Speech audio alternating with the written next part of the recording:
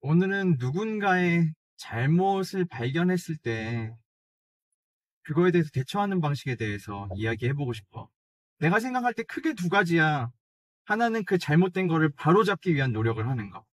또 다른 하나는 용서를 하는 거야. 맞아요. 잘못을 바로잡는 것과 용서하는 건 정말 다른 접근 방식이죠.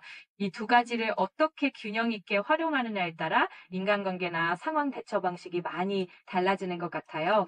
두 가지는 뭐가 옳다 그르다의 문제가 아니야.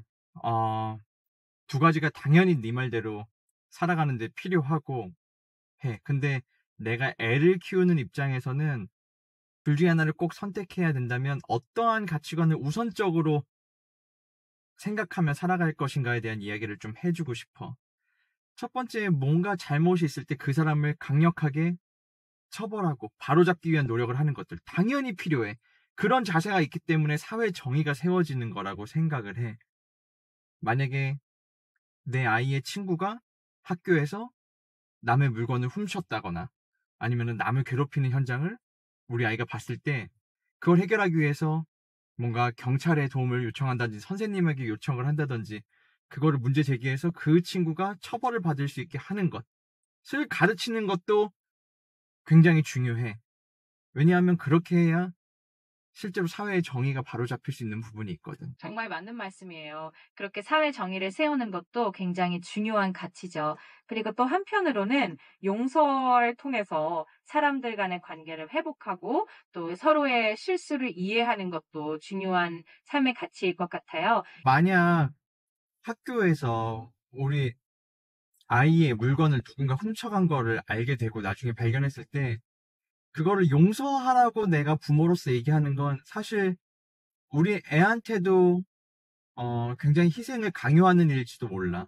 그 물건이 없어졌고 그걸로 인해서 고통받았던 그 시간들에 대해서 보상받지 못하고 그래도 네가 그 친구를 용서해 줘라라고 내가 얘기하는 건 사실 우리 애한테도 굉장히 좀 힘든 일일 수 있어.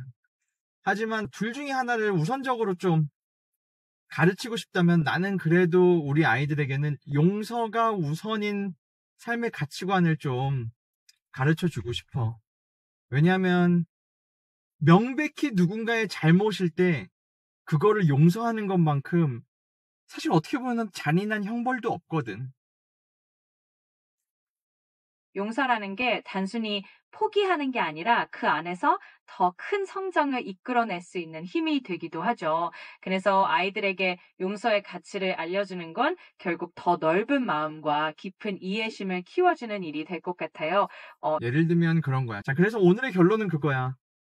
얘들아, 혹시나 너희가 누군가로부터 괴롭힘을 당했거나 굉장히 억울한 일을 당했거나 그 사람으로 인해서 불편한 일을 겪었을 때, 어, 그 사람을 처벌받게 하는 것도 중요하지만 그게 만약에 네가 용서할 수 있는 정도의 수준이라면 한번 용서를 해보는 방법도 택했으면 좋겠어. 그 용서를 통해서 그 사람을 반성하게 하는 기회가 될 수도 있고 용서를 함으로써 네 스스로가 성장했다는 마음을 갖게 되는 것도 있거든. 하지만 항상 어떠한 상황에서라도 무조건 용서를 하라는 건 아니야. 그런데 그 용서와 처벌이라는 가치가 비슷비슷할 때는 용서라는 방법을 한번 택해보는 삶을 살았으면 좋겠다. 왜냐하면 처벌을 하고 함으로써 갖게 되는 마음의 평안도 있지만 용서를 함으로써 갖게 되는 그 마음의 평안도 사실 굉장히 나 스스로를 성장시키는 동력이 되기도 하고 그게 또 나한테 주는 만족감도 꽤 크거든. 힘든 일이 있을 때 내 말이 너희에게 도움이 됐으면 좋겠다.